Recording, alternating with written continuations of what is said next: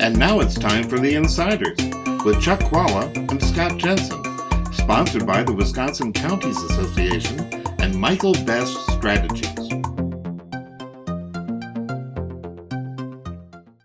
Hi, I'm Chuck Chvala, former Senate Majority Leader. And I'm Scott Jensen, former Assembly Speaker. We're the Insiders. So, Scott, ballot questions. We've got several of them on, and the Republicans put on a bail question, and they also put on a able-bodied adult work issue. Give me your take. Is this going to drive? It's clearly motivated by driving turnout in the election. Is it going to do that? And what are the other implications? Well, I think the Republicans here are essentially copying a strategy that Democrats have been using for the last 15 years around the state, where they put on local referenda on questions like legalizing marijuana, gun control, redistricting. They've put all those sorts of things on there in the hopes that it increases turnout.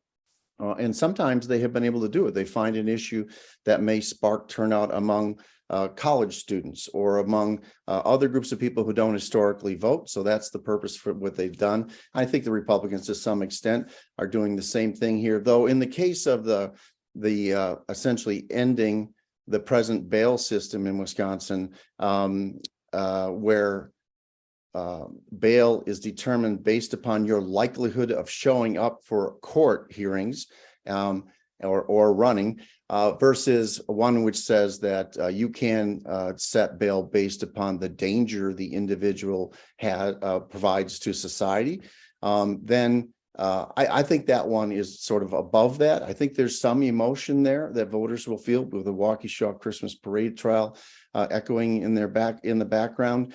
It is one that I think a lot of people on both sides of the aisle are likely to vote for.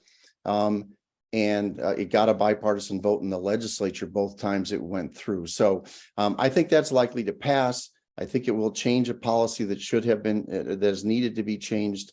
The other issue is really one we've heard before. It's a non-binding referendum. Should people who are able-bodied and receiving welfare in Wisconsin be required to work? And I think the average person says, damn straight to that. And that's the energy that they're trying to tap into. But it's a non-binding referendum. And most of these non-binding referendums, I don't think actually stir up any emotions with voters and make much of a difference with regards to the turnout. I think Scott's analysis is, for the most part, sound, but I would actually go back. I don't know that Democrats have used this referendum strategy as much as Republicans. Republicans did this in, I believe it was 2006, with gay marriage, outlawing gay marriage. Again, to give us some history on gay marriage here.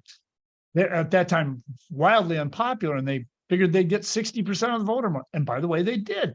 But what happened was it motivated people on college campuses around the state, including in Eau Claire, to come out and vote, and they actually lost some races.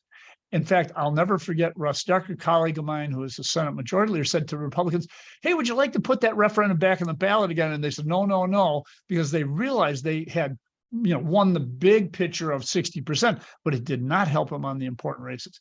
I think there's something going on here that's not similar, but two things. First of all, Judge Janet Protasewicz, I believe, has already said she would vote for the bail amendment herself. Why? Because I think people are taking a look at this and realizing that if people want to change the Constitution and provide more protection for communities, she's for it, as is everybody. Republicans will try to use this as Democrats or progressive soft on crime, but she's not going to buy into it, and I don't think most of us do. Most of us want the community protected. As an attorney, I do have a little bit of a concern because these are allegations, and the judge is trying to determine whether the person creates a threat for society, maybe not based on what may have actually happened in the evidence in front of them. However, if they do have previous convictions, right, that should form a basis for a judge to be able to make a conclusion. And I think that's why Judge Protasewicz is saying, yeah, I support it too. I wouldn't be surprised to see that get 85% of the vote. So there. But there's another component here too that we haven't talked about. There are 3 abortion questions on, and talk about motivating people emotionally. There is an abortion question on in Milwaukee County. There's one in Dane County, which also deals with gay rights. And there's one in Eau Claire County. I think that those questions, although they are non-binding, may well drive people there, especially if there is some information out there to make them aware. Those three questions in those three critical counties may have a bigger impact on the statewide vote than these other questions, which I think are like 85%. Oh yeah, we're all for that stuff. I think the Republicans, here's the problem. I think Republicans in the legislature, they have been in such strong levels of power for so long, they get into their own head. They're not thinking about what will really motivate the people of the state. I think they're going to pay a price for that in April. Well, I'm going to agree with one part of your point, because I think you made my point, which is the Democrats tend to take these emotional issues, they put them on a local referendum just in the areas where they want to increase Democratic turnout, which is what you just admitted to with the abortion questions that they're putting on the ballot in 3 different counties. So the question is it emotional enough of an issue to turn out people who would not otherwise have turned out? I'm not sure that the 2 Republican ones, which will pass overwhelmingly, are enough to increase turnout on those sides. But I do think the Democrat questions on abortion just very well might be able to do that. So it's a strategy we've seen before. We're going to see more of. And so far, I think the Democrats have played their cards more smartly with these referendums than the Republicans. And Scott, thank you, because I'm glad to see that you're acknowledging that Democrats are becoming more strategic. And I think they need that. They're doing it better, and we're going to see it in April. See you soon. Listening to The Insiders with Chuck Chvala and Scott Jensen, sponsored by the Wisconsin Counties Association and Michael Best Strategies.